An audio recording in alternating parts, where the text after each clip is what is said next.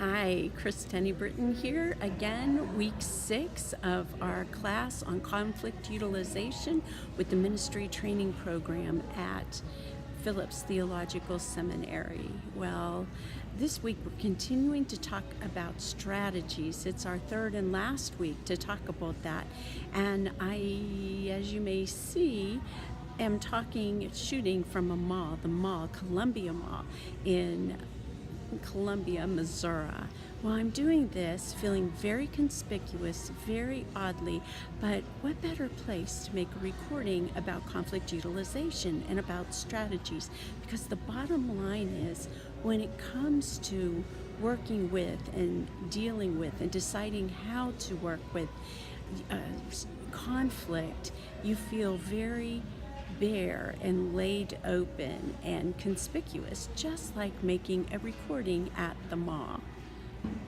Well, this week what we're going to do is a couple of tests, quizzes, analyses of how you deal with conflict, of your leadership style, of your conflict style, because these are so important for dealing with and deciding on what you want to use, on what tactics you'll use, on what approaches you'll use when you're confronted with working with conflict.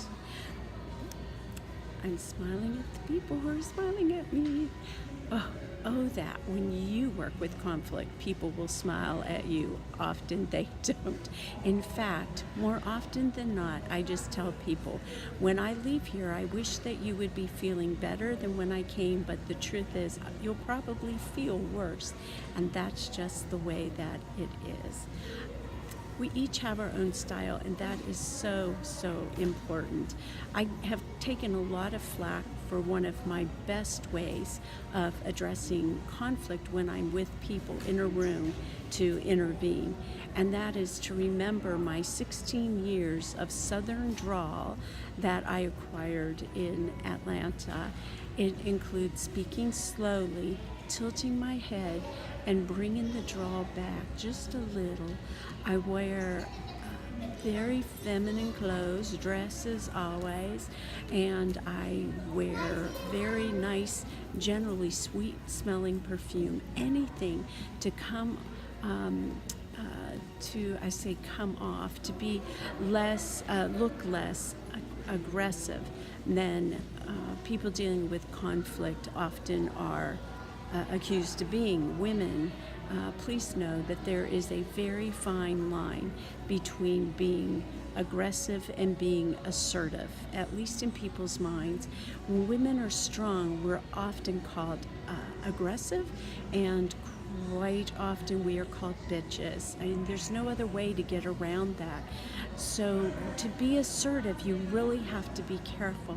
I've never wanted to be a man, but I will tell you that there are times I've thought, wow, it would be easier to be a man in those times when my husband can say the exact same thing I would say, and even say it more forcefully, and he can walk and he can breeze through there. He may intimidate people, but he's still able to get away with it.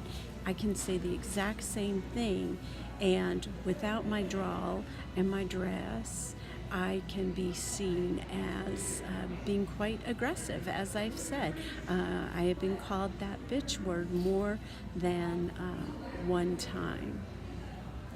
So it's knowing our style, learning what we're comfortable with, learning that we don't wear red into a room, watching our power suits, our power language.